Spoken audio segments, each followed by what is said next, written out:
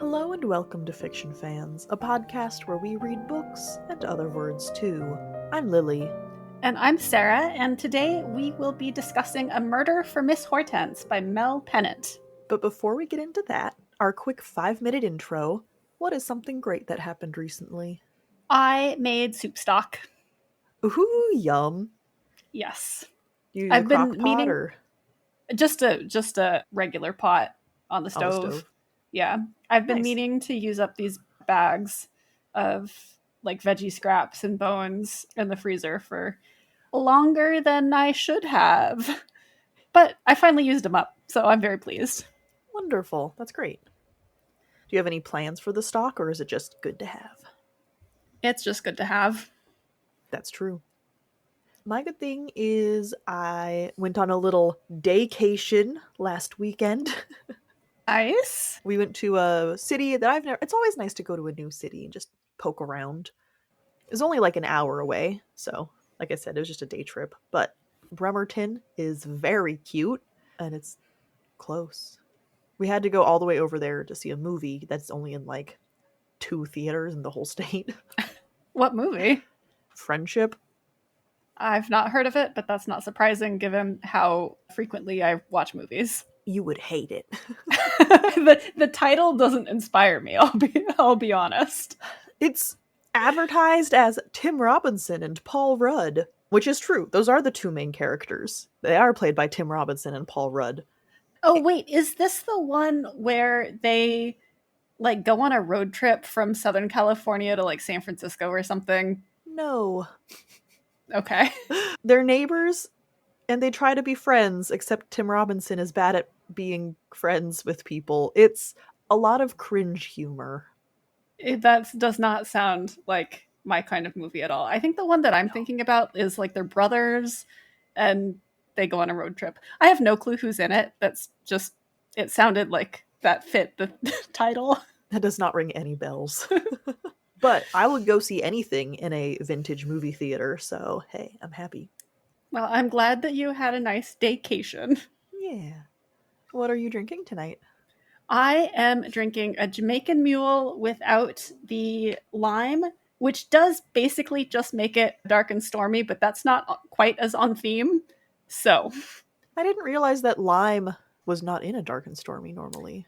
It is apparently not. You get a lime garnish and you can squeeze it into your drink, but also dark and stormy is apparently copyrighted, and you can only call it a dark and stormy if you are using like Gosling rum, a very specific brand of rum, which I did not know until I started researching for my drink tonight. Well, that sounds lovely and on theme. I am drinking what is ostensibly a blood orange, carrot, and ginger kombucha. It just tastes like kombucha. Maybe there's some ginger in there. I don't know. I mean, kombucha does usually just taste like kombucha, in my experience. Have you read anything good lately? I have actually gone back to doing a little bit of reading. So I've gone back to my reading. It's, what's it called? Tolkien and the Study of His Sources, which is a collection of like academic essays on Tolkien and the study of his sources. And they have been quite good for the most part. There was one that I thought was mediocre, but the rest of them I've really enjoyed so far. Well, nice. I'm glad. I did read A Murder for Miss Hortense. Yes, we both read A Murder for Miss Hortense. We are on a murder mystery kick. This wasn't like super on purpose, but it's been fun. I've been enjoying it anyway.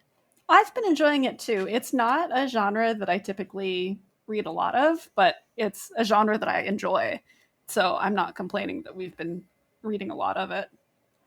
I will say, so we did get advance copies of this, and although the book is by now out, and this is entirely a me thing, but somehow the combination of like the size of this advance copy, just like the physical size of the book, and the font made it really hard for me to pay attention to what was actually happening.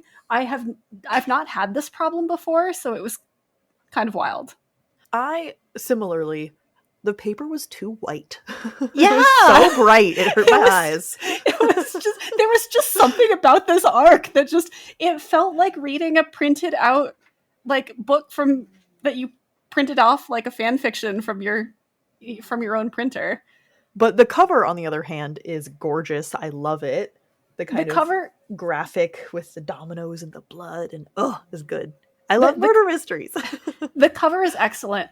I actually prefer the UK cover, which is the same style but slightly different, but they're both very graphic and good. So this book takes place in England, and it is surrounding a immigrant community. I think, is everyone from Jamaica in the community? Yes. Yeah. Yes. Okay. So it's like 1990s England as well, I believe. And 60s. And 60s, yes. Because there are a lot of flashbacks. There are a lot of flashbacks, but it's not, my point was that it's not what we would consider modern day. Okay, fair.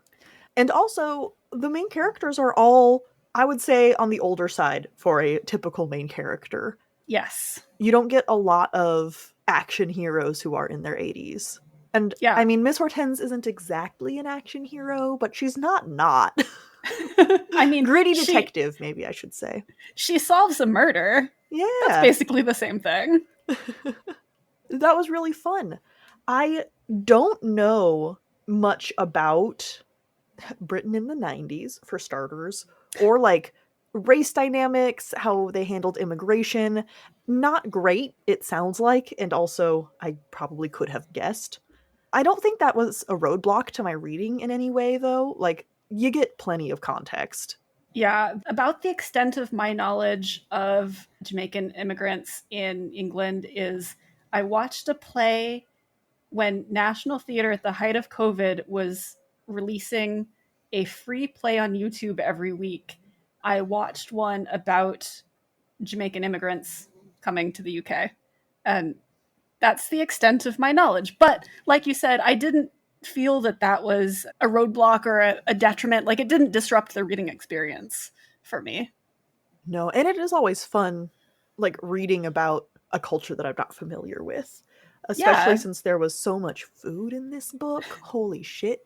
Yes, I am always a fan of recipes in books, and we do get a couple of recipes. Miss Hortense, like, cooks or bakes at a few different points in the story, and we actually get the recipe and kind of instructions as she's doing it, which is fun. I love that. I think more books should do that. Yeah. They were outside of my, like, cooking comfort zone, but I do really want to try at least one of these. The coconut, like, dessert pastry that I think she bribes someone with at one point, which is, like, A+. I love it. That was one where I was like, I love that there's a recipe for this. It's not something I want to try because I probably is not to my taste, but still. It was fun. It's a nice touch. Especially because it is focused so much on this community, and food is often one of the things that you are able to take with you, right? Yeah. If you immigrate to another place. So I thought that was a really nice touch of helping the reader sort of understand. I mean, I'll never really know what it's like, but it felt really grounding. Yeah. Okay, so there were really two, well, if not more than two mysteries in this book, but there are two sort of timelines that we're following. There is the present day mystery that Miss Hortense is sort of enfolded into at the beginning of this book. But then there's also one that happened back in, well, not entirely in the 60s, but in the past, that we, the reader, sort of get brought into in bits and pieces as Miss Hortense is remembering things or another character is revealing to someone else. And I really loved the way those two sort of plot lines interwove through the bulk of this book. It was really well done. And it definitely kept me interested the entire time. Like, I wasn't, sometimes when there's different timelines, you really only care about one and you just want to get back to that one because that's where all of the interesting things are happening. It wasn't the case for this. I was invested in both times and what was going on in both times. Absolutely. There were a lot of characters. Not gonna lie, I would have liked a cheat sheet at the end. I needed like a family tree. Yeah. There were so many, not just that there were so many characters, because I could generally remember like where a character was in the mystery, but there was enough relations and mingled family trees that I was like, wait, they're cousins? Hold on, what? What's going on? Happened a few times. Yeah. I was mostly okay on that front, but there was one point near the end where someone mentioned that they were cousins with another character, and I was like, wait, was I supposed to know that? I didn't know that. Well, I think that was the book reminding us, which, thank you, Pennant. I did need that reminder. I did need that reminder, yes, clearly. Ugh. Well, I think we're running into the age-old problem where you can't talk too much about a murder mystery without spoiling everything. It is kind of difficult. It's Yeah. true. Is there anything else? I guess part of the concept of the book is that in this community they have had to sort of manage their own justice, which sounds a lot more like vigilantism than it really ends up on the page. But law enforcement has just, in the past decided, who cares? And then later on, well, that's a spoiler conversation I just realized. But they continuously run into law enforcement being completely useless, and so having to investigate for themselves. And I think that added a really nice, like, poignancy to it. Sometimes when there's a detective story, especially more modern ones, it's like, why are you the one doing this? It did feel very, I mean, Miss Hortense's investigation felt very relevant to what was happening because, yeah, people wouldn't investigate otherwise. Law enforcement just didn't care because they weren't the right skin color. Right. I guess I like that it answers my often shouted question of, just call the police. Yeah. I think that's a problem I have more with movies than books, because books usually have the time to go into why it has to be this random person instead of someone whose job it is. But it's, yeah, because they're not going to help. And they have said bluntly to their faces that they're not going to help. So, There is an answer to that question. which is more complicated because Hortense's nephew is a police officer. And that gets a little messy in a way that I quite enjoyed. But again, spoilers. Speaking Yes. of police, I will just say that the character dynamics in this were very good. very thoughtful and complex and messy and human. Yes. Some of them frustrated me immensely, but I think that's a good thing. Yes, I mean, I didn't always like them. Some characters frustrated me quite a bit. Miss Hortense, in fact, frustrated me quite a bit. But they all felt like I liked their relationships with each other. They felt developed and nuanced and not just like 2D, tropes, mystery Absolutely. tropes. Yeah, Miss Hortense, I think it's maybe supposed to be a charming old lady thing, but she was very rude and, like, would cut people off while they were answering her question and hung up on her nephew when he was mid-sentence when she called him for help. And that bothered me immensely, which did make reading this book. Miss Hortense was very abrupt. That feels like like, that's too nice. That is too kind. Because abrupt is like, I don't know, saying bye and hanging up the phone and not going, oh, see you soon. Oh, how's it going? Like, no small talk. No, she would, like, several times just absolutely shut someone down. It was not charming. It was not enjoyable for me. I don't think just because you're old you get to be rude and that's fine. That's not just a personality quirk. It's manners. And especially because she's so shitty to some of the younger characters about their manners. It's like, well, It's true. She does make a lot about manners with the younger characters and does not always reciprocate, I felt. not even to her quote unquote equals, or to the other people of her generation. Because at least it would be consistent if she was She's like, kind yeah, of the young folks we shit on, that's fine. she's kind of shitty to her best friend too. Yeah, but that's because Blossom is annoying. I mean, it is kind of understandable. I really love their relationship. Okay, we have to get to the spoiler section because I'm gonna die. Sarah, who should read this book? You should read this book if you want a fun murder mystery set in England. Yeah, following Yeah. older characters. And I want to clarify, I'm not like, oh, they're 37, that's so old. No, these are actual like retirees. Yeah, they're like in their 80s. Yeah. In my defense. Also, gee, 37 doesn't, from my vantage point, 37 doesn't feel that old anymore. That was the point. It's I not. know. Sarah. I know, like, but when you're 15, 37 does feel old. Yeah. And when you're 35, 37 does not feel old. Mm-hmm. Oh, that's 24 months from now.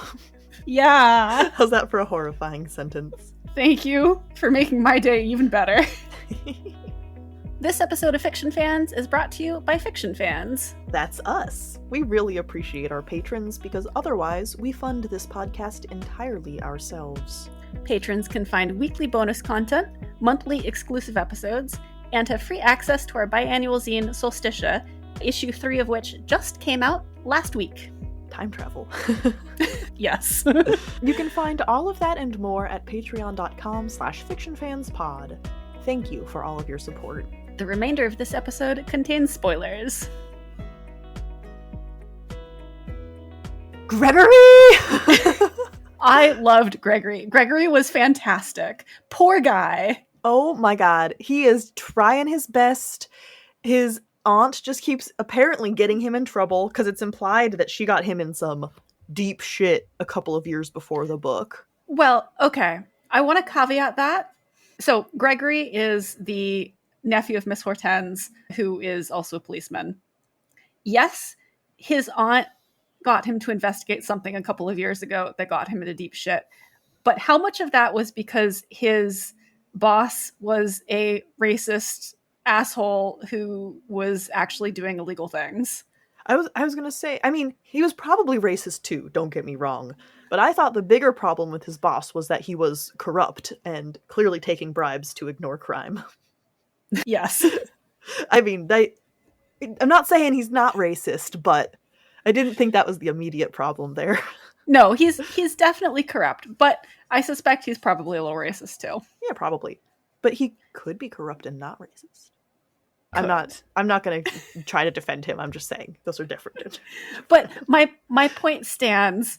How much of Gregory getting in trouble a couple of years ago was because his boss is corrupt and racist? That is, or just corrupt. I mean, that is a good point, though. You're right. However, just seeing how Hortense operates in this book, where she refused to give him any context that would have been very helpful. I'm not trying to defend Miss Hortense and the way that she treats her nephew. To be clear, I just don't think it's entirely her fault. No, you're right. But as far as framing their relationship goes, yes, she definitely takes advantage of him. And I get, like, she's doing something important. We, as the reader, know that there are real crimes happening in this community that are unsolved, even if there's an easy patsy to sort of frame for it. And it is worth getting to the bottom of. Absolutely. Use your resources. Like, you have a nephew on the force? Yeah, absolutely. But, like, if you're going to ask him for help because of his, position of power, respect him enough to tell him what the hell is going on. I wonder if there's any aspect of, like, plausible deniability there so that she feels, and this is just speculation, but, like, maybe she feels that by not giving him information, she's protecting him from his boss in some way. Possible. And I do think that's maybe a better argument for the way she treats Blossom, her best friend. It's definitely the reason for her treatment of Blossom. Like, the book flat out says that she doesn't want to tell Blossom stuff because she's worried that Blossom would get herself into trouble.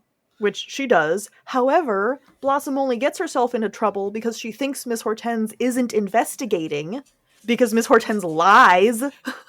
And Blossom goes, well, someone has to, which is true. But, my dear, those are not your skill set. It's true. I mean, if Miss Hortense had been like, I am looking into it, go away. That I would have liked that better, personally. I don't think that Blossom would have respected that, though. Fair. She was a little bit of an airhead. Yeah, and not just an airhead, but she also was a bit of a busybody. Mm-hmm. She needed to get into people's business. So I think that if Miss Hortense had told Blossom that she was investigating things, Blossom would have badgered her way into the investigation, and it would have been the same outcome. If Miss Hortense had let her. I mean, let's be real. Someone can't badger you without you letting them. It's true. But anyway, we were talking about Gregory, who was the best. Yes. He goes through some shit in this book. I felt so bad for him.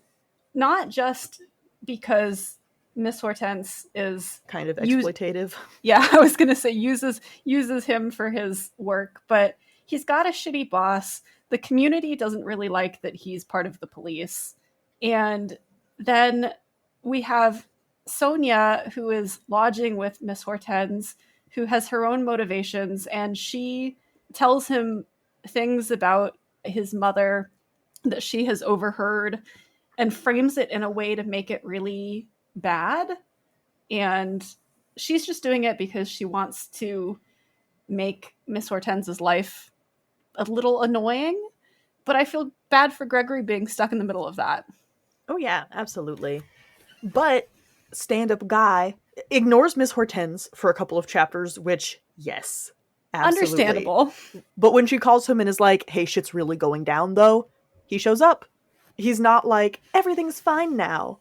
Which, again, respect. But he comes and he does the necessary policing. Yeah, I actually like that he is still mad. Yeah, as he should be. Yeah, as he should be. But I feel like so often in books that kind of, just gets glossed over. Yeah, either they're still mad and so therefore they won't help, even though that's awful and stupid. Or because they have to help, suddenly they're not mad anymore. Even though you can, put things aside for a minute and get what needs to get done. Yes. And then when it's over, be like, yeah, no, fuck off. It's not one or the other. Which I think that complicated emotion and relationship sort of perfectly encapsulates what this book does so well. I absolutely think that it's one of Mel Pennant's best skills, is just describing those messy relationships. Mm-hmm. Especially when, in some cases, both sides are very justified in being angry. Sometimes they're not, like Sonia. What the fuck, Sonia? Sonia, okay, as much as I loved Gregory, I hated Sonia.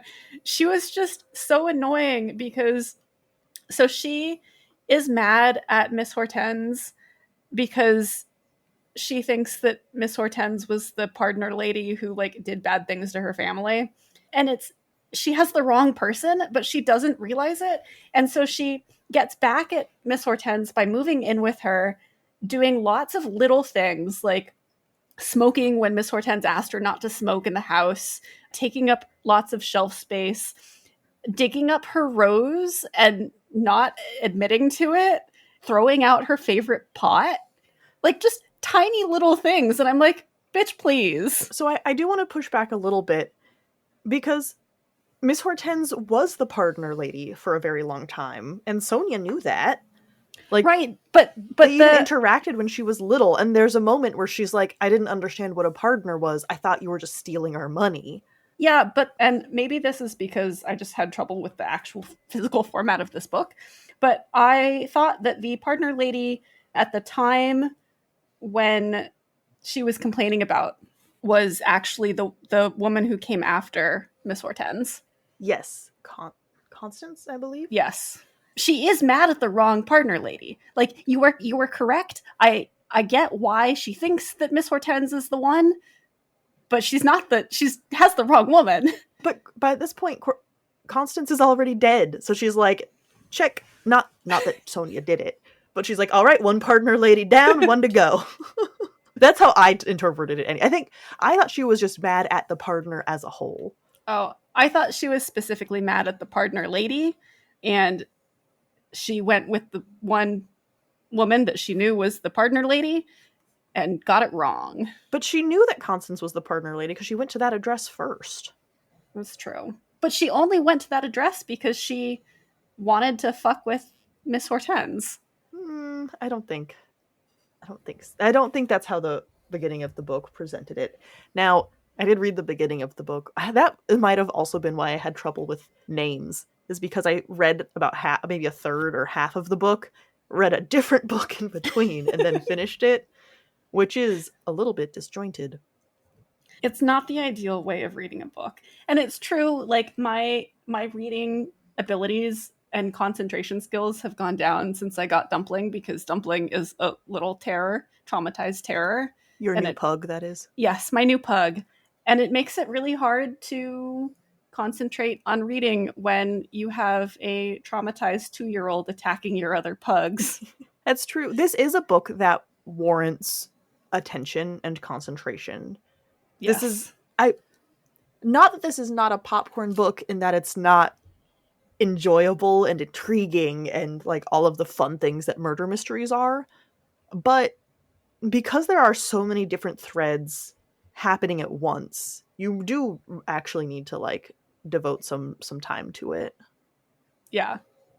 Speaking of, I loved the gather everyone for the big reveal moment. I know it's a trope, but it's a good one. I mean, it was good. I'll preface this by saying that. But my favorite part about it was not the fact that it happened, but the fact that we finally get someone, when Miss Hortense is giving her speech about how she knows who the murderer is and here's who it is, we finally get someone go, actually, I think you're the murderer. And I love, like, we never see that in things. Yeah, well that's what I liked so much about this in particular is the way people reacted to it. Yes. And at one point she accuses the two women who helped her like gather everybody, and they were like, "What? Wait, that wasn't the plan." I mean, obviously it wasn't them, but she still uses that as a moment to air everyone's dirty laundry, which sure. I mean, all of the clues did need to be revealed in order to support her final like Yeah. assertion, but It was just a really good scene. And then we have the hairdresser handing out business cards she in the was my middle of it. favorite. Holy shit. So she was just there to provide a piece of, it's basically a court scene, right? Like she has everyone with their eyewitness accounts and the various pieces of evidence that they can provide. And by having everyone there in person, they can provide it themselves instead of Miss Hortense just saying, "Yeah, they told me this. Totally. Trust me. Believe it." And I liked that too, right? Because it makes her statements so much more Credible. yeah, credible. Perfect word. And so Bola was there because she had to talk about some piece of gossip that someone said to her that someone else overheard, because that was important. So then she spends the rest of the time just like loving the drama. And there's like some earth-shattering stuff for these characters happening and being talked about. And then every once in a while we get like a cut to Bola over there like, "Ooh, who's gonna throw a punch next?" It was perfect. Amazing. I loved her. That's like the first time we really saw her on the page. We were introduced to the idea that there is a hairdresser in town and, a lot of the characters go to her, but we don't actually see her much until then. And I was like, oh man. Yeah, she's definitely a bit character, Yeah. but she shines in this scene. There was also an incredible twist where Miss Hortense finds out a piece of evidence that suggests she might have been wrong about the mystery from I'm going to keep saying the 60s. It spanned like 2 decades, so it's not, but that's an easier shorthand. I guess I can just say the past.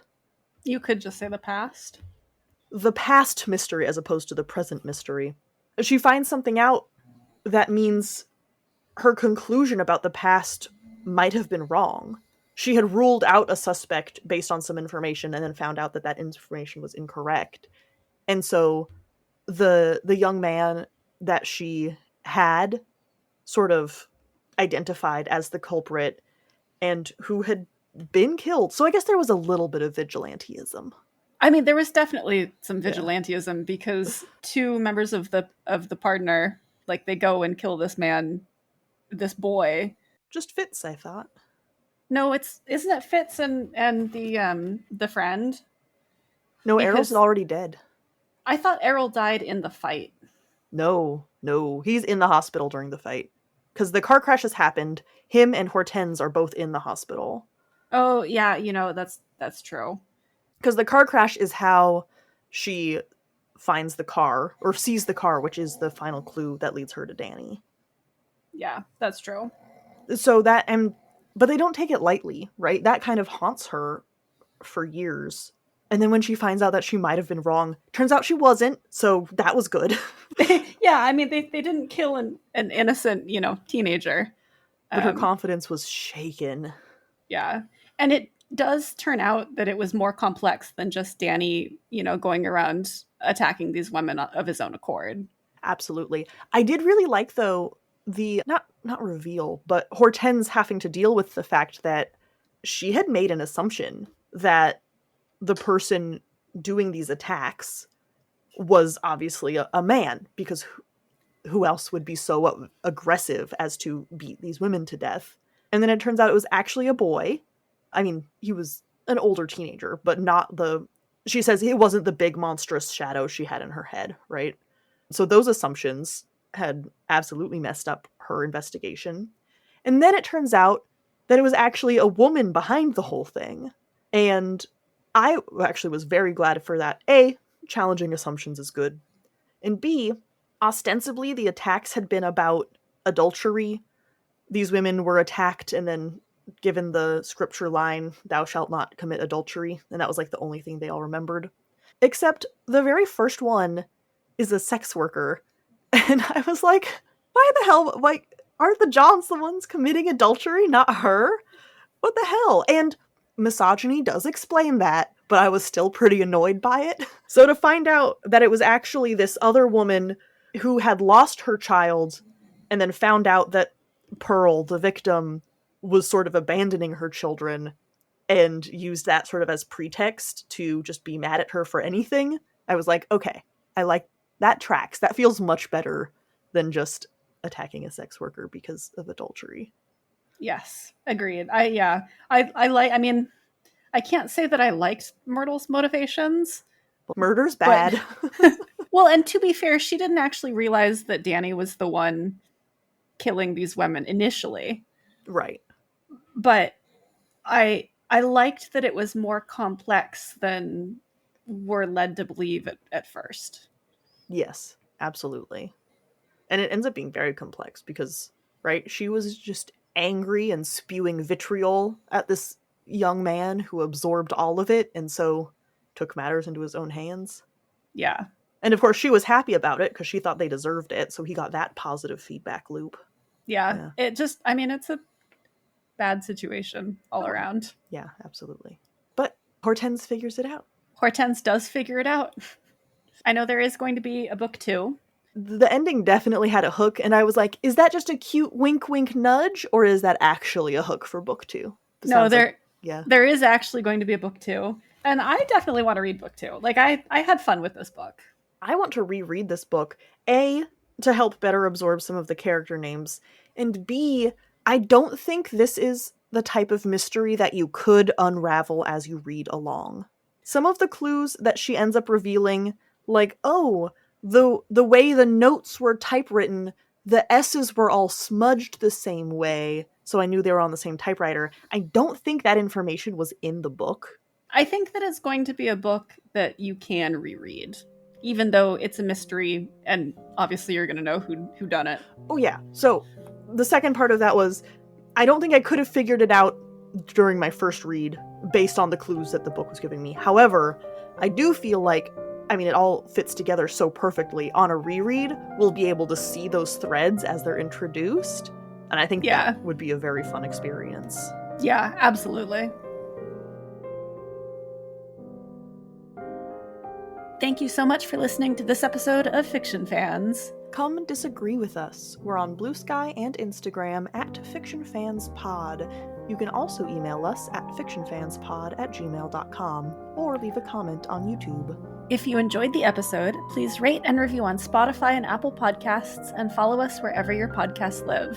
We also have a Patreon where you can support us and find exclusive episodes and a lot of other nonsense. Thanks again for listening, and may your villains always be defeated. Bye! Bye.